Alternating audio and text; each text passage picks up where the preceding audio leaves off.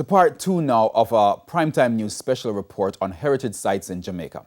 Experts want authorities to forge more public-private partnerships to sustain the upkeep of declared sites. As Giovanni Dennis reports, there's also a call for better follow-through on announcements. Despite years of neglect, Mountainside residents still want Sir Donald Sangster's home renovated. The site itself would be a great tourist attraction to people because people want to know where the Prime Minister was born. In Benin, Hanover, people go there and see where Sir Alexander was born. They look at Manchester, they see where Norman Manley was. For the community, we could go and view and see what it's really like. So it would be nice if it would be turned into a heritage site. To make that nice idea a reality will take funding, sustainable funding. Both our experts acknowledge government's financial constraints and believe a mixed approach to funding can help. I think more along the lines of the public-private partnerships that could really fuel a vibrant heritage industry here in Jamaica, if I'm to use the word industry here at all. And I think there are many examples elsewhere in the world of where that has worked very, very well. You need relationships. And I come back to possibly in communities. Now, the other thing about a community is that a community is usually what is known where we lived. I come from a community in St. Thomas. But today, a community is people of common interest. So you can be a person that lives in the diaspora and you have a similar interest in what is happening in where you came from. But it's not just funding. Heritage sites, if they are to be treated in a sustainable and relevant way, have to be funded. You know, they have to have a business plan. Proper planning and execution of that plan is essential. But for the question of sustainable funding and a viable business plan to even arise, government must act. And too often, government doesn't. Let's revisit the mess at Marcus Garvey's boyhood home.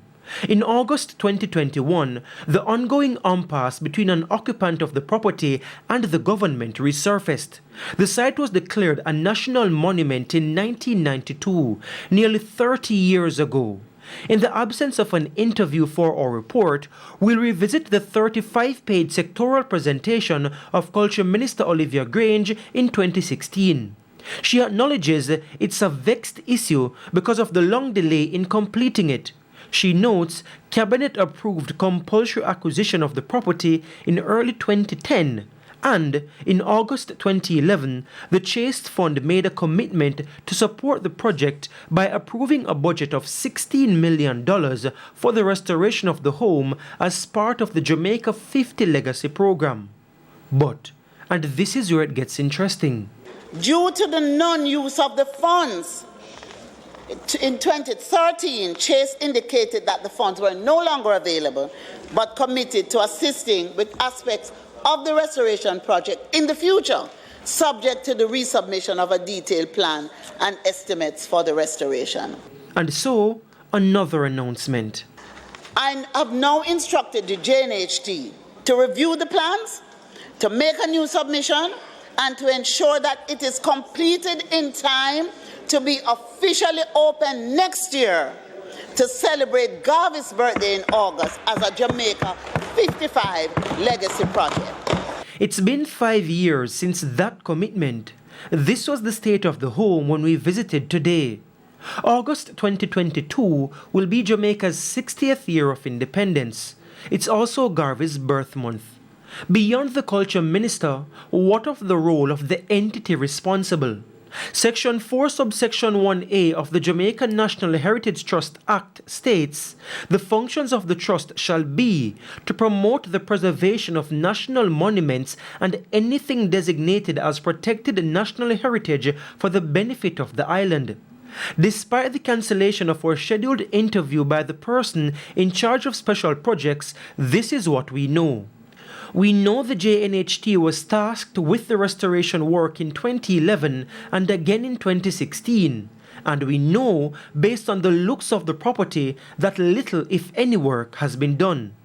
Which leaves us with the question, where do we go now? We should be looking at our future based on our history, We have some of the most incredible people in this country. Creating the opportunities for the future is a very important aspect, I think, of how we should go forward. Much like this quote, a people without knowledge of their past history, origin and culture is like a tree without roots.